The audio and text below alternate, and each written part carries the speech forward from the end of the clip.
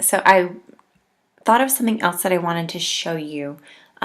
Just a bit ago, I guess in the previous video, I showed you guys how to find the regression for the sine, and it tells you your A, your B, your C, and your D values. But what's really cool is to actually be able to put this equation in here so that when you look at your graph, when you go to your statistics, it's really cool to actually see the regression function graphed, and then you're able to do some cool calculations as well. So let me show you how to do that. Go to your statistics, and you're going to scroll over to where calculate is selected. Go down to your sine regression. There it is. Now, here's what we're going to do. Instead of pressing enter, what we're going to tell it is our two lists. So I'm going to press second L1, which is just the one button. So I'm telling it this is my X variable, and then my Y variable is list 2. And now I'm going to tell it to please store it. And so your calculator might look a little different than this. If you have like an option for store regression, that's where you'll want to put where you want it to be stored. We want it to be stored in our Y equals. So we go over here to the variable, the Y variable, and we want to store it as a function, that function being Y1. Now, when we run it again, it takes just a moment. It looks like what we just did. It's like, okay, Ms. Martinez, big deal.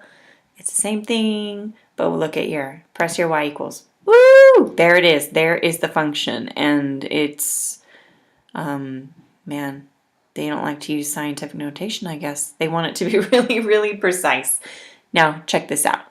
If I go to my, statistics, which is option 9. Woo! There it is. There is the function that fits my statistics. This is the model. This is the sine model that would fit it. What's really cool is now we're able to go over here to the table, and we can look at like the hours that we typed in. This is all the information. Really that's not really super awesome, but what is really cool is if we go and we want to calculate like our maximums, our highest values, we can do that. Check it out here. So I want my left bound. I'm going to go over here to this first little curve.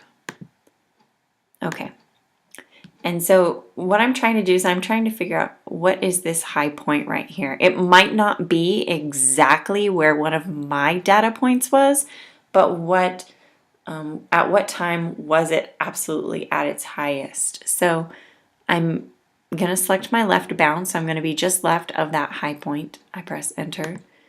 And then my right bound, I'll go to the right of that high point, so maybe like right there. The closer you get, the kind of better your answer is. Press enter.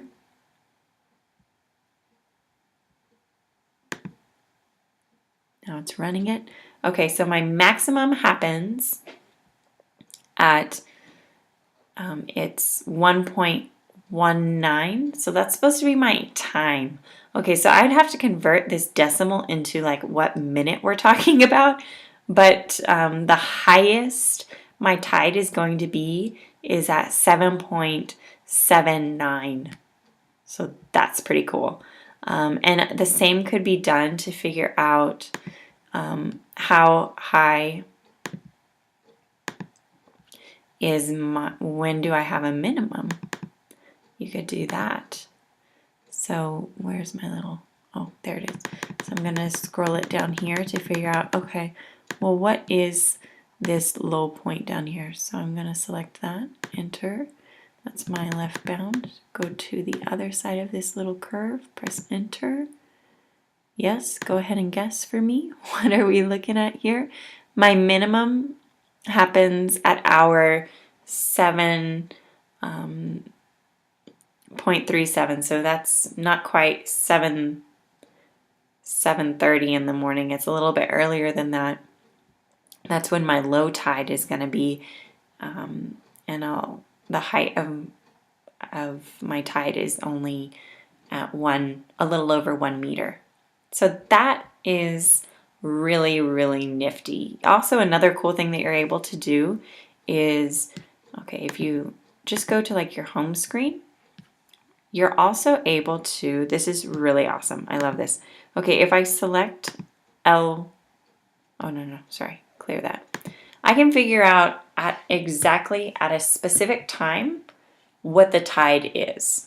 So let's say I wanted to know at